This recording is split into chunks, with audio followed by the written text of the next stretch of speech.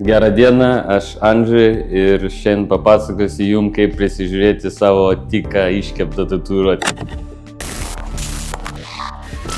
Po tatuiruotės padarymo meistras uždengia tatuiruotę plėvelę, tekenskynų arba palutę. Tai priklauso nuo meistro ir nuo jo siūlomų gydymo metodų. Labai svarbu klausytis jūsų meistro rekomendacijų, nes pasirinktą gydymo būdą jisai paaiškins jums geriausiai ir kokių sąlygų reikėtų laikytis ir ką daryti toliau.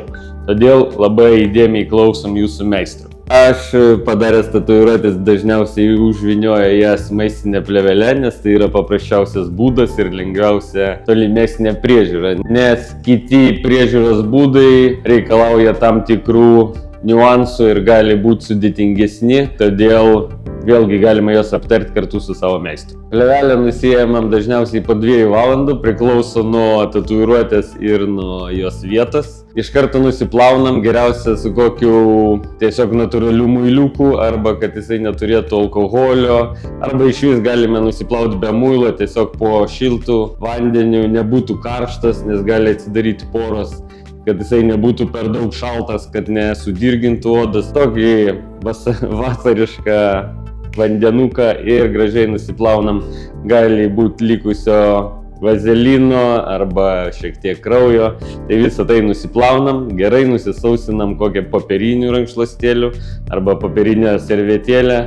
Negalima naudoti paprastų rankšluosčių, nes jeigu jie senai naudoti, ten gali būti bakterijų ir gali pakliūti tiesiog į tatuiruotą vietą plaušelių nuo rankšluosčių. Nusiplovus tatuiruotę ir biškį palaukus, aš visą laiką rekomenduoju apie 10-15 minučių palaukti, kol jinai biškį padžius, kai nudžius oda, nes ant šlapios odos nerekomenduojama tepti jokio kremo.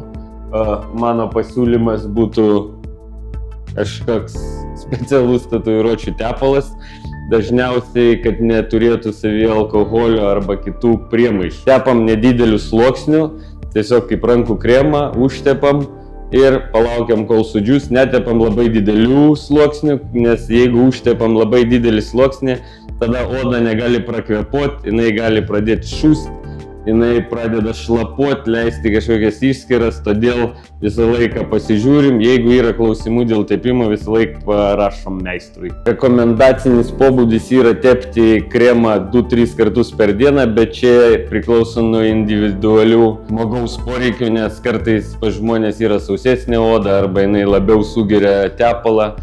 Tai todėl rekomenduoju tepti pagal jausmą arba ten 5 ir 7 kartus per dieną galima tai daryti, priklauso kaip jūsų oda reaguoja į kremą, į tepalą.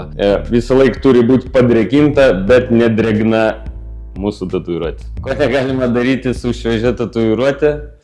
Tai tikrai lankyti saunų, pirčių, baseinų, soliariumų, sporto klubų, ežerų, prūdų, jūrų, upių, ten bele kokių tvenkinių. Netgi negalima lipti į vonę, geriausia nusiplauti duše, greitai po vėlgi drūgnų vandeniu, labai karštų, nes vėlgi gali pradėti atsidaryti poros nuo karšto vandens ir jūsų tatuiruotė gali paplaukti šonus. Ir taip pat negalima jokiais būdais tatuiruotės trinti su kempinėm ar su kažkokiais kitais dalykais. Tiesiog po vandeniu švelniai ranka nusiplaunam. Jeigu šiek tiek pakliūna dušo gėlio ar muilo, nėra labai baisu, bet vėlgi reikėtų stebėti, ar tai nebuvo šarminis muilas ir vėl, kad tatuiruotė gali biškį padžiūti. Tai nėra blogai, bet jeigu kils klausimų dėl šito, galima visą laiką parašyti jūsų meistrui. Kiek gyja tatuiruotė priklauso nuo žmonių, čia yra toks individualus dalykas, nėra vieno recepto, kad pas vienus gyja taip, pas kitus kitaip. Dažniausiai tatuiruotė gyja apie 2-3 savaitės, bet būna, kad ir ilgiau, būna ir greičiau.